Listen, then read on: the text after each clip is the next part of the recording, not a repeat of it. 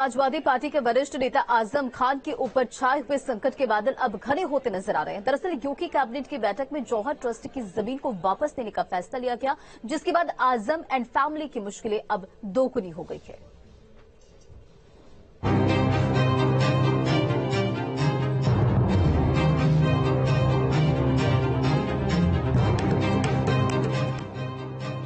आजम खान के ऊपर छाए हुए संकट के बादल अब धीरे धीरे अंगारे बनकर बरसने लगे हैं।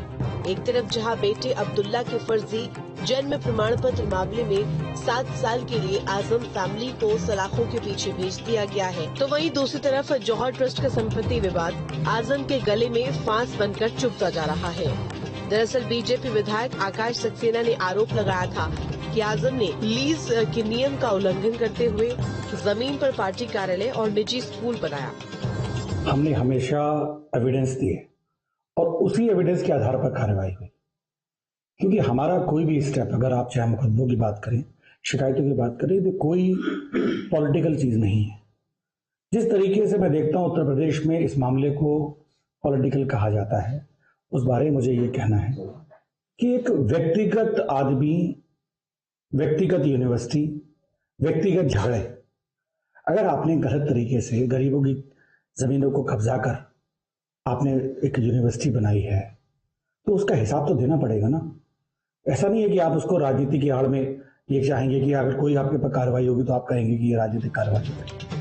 आकाश सक्सेना की शिकायत के बाद योगी कैबिनेट में इस बात पर चर्चा हुई और कैबिनेट की बैठक में लीज को निरस्त कर संपत्ति वापस माध्यमिक शिक्षा बोर्ड को देने का फैसला लिया गया, जिसके बाद आजम के समर्थकों के साथ साथ पूरी समाजवादी पार्टी के नेताओं में मायूसी छा गई और बीजेपी नेताओं में खुशी की लहर दौड़ पड़ी। एक तरफ जहां एसपी सांसद एसटी हसन ने आजम के ऊपर हो रही कार्रवाई को जुल्म बताया, तो वहीं दूसरी तरफ बीजेपी सांसद घनश्याम लोधी ने इसे आजम के कर्मों का फल बताया और सरकार के इस फैसले की सराहना की। देखिए, पूरा हिंदुस्तान ही नहीं बल्कि पूरी दुनिया को मालूम है कि रामपुर के अंदर जुल्म की इंतहा हो रही है, सारी बाउंड्रीज क्रॉस की जा रही हैं। बच्चों के स्कूल जिसमें तालीम दी जाती है और बहुत सस्ती तालीम दी जाती है, आज वो भी नहीं छोड़े जा रहे।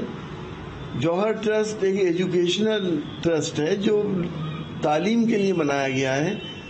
इस कदर जुल्म करना और इस तरह से समाजवादी पार्टी के जो हमारा ऑफिस था उसको भी वहाँ पे उसे भी खत्म करना, वहाँ से हटाना, तो जैसे पुराने लोग कहते थे कि रंग लाती है हिना पत्थर से पिस जाने के बाद, आप इलेक्शन में देखेंगे कि ये रंग कितना जबरदस्त हावी होगा बीजेपी के ऊपर। तो ऐसी स्थिति में बहुत बड़ा बदलाव रामपुर में हुआ है। रही बात जौहर यूनिवर्सिटी की, तो मैं समझता हूं उसमें बहुत सारी जमीन ऐसी है, कोई जो उसकी है ग्राम समाज की है, कुछ इधर उधर से अवैध कब्जों की जमीन रही है, लेकिन वहां के लोगों ने ही, जो मुस्लिम अधिकांश हैं, उन्होंने ही उस पर मुकदमे कराए और वो जमीन वापस गई है। ऐसे ही अब रामपुर पब्लिक स्कूल जहां बना है और जहां इनका कार्यालय है, ये भी शिक्षा विभाग की जमीन होती थी, लेकिन कल कैबिनेट की बैठक हुई और जो लीज थी वो कैंसिल हो गई और सरकार को वो जमीन वापस हो गई। वही इस मामले में जिला विद्यालय निरीक्षक मुन्ने अली का कहना है कि शासन के आदेश का बस इंतजार है। जैसे ही शासन का आदेश हमारे पास आएगा, वैसे ही आगामी कार्रवाई कर दी जाएगी और सरकार की संपत्ति पर जो आवेदन के द्वारा कब्जा किया गया है उसको कब्जा मुक्त कराया जाएगा।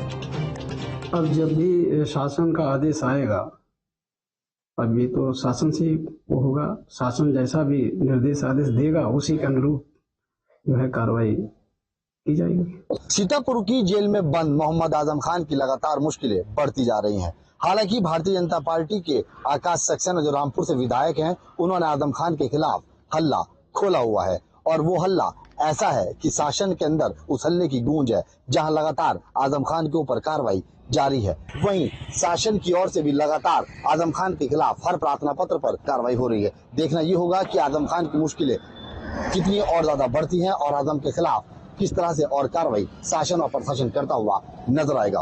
वीडियो जर्नलिस्ट मेहंदी के साथ न्यूज़ स्टेट रामपुर। और कानपुर में मुस्लिम युवती को सऊदी में बैठे पति ने एक छोटी सी बात पर तलाक दे दिया। वजह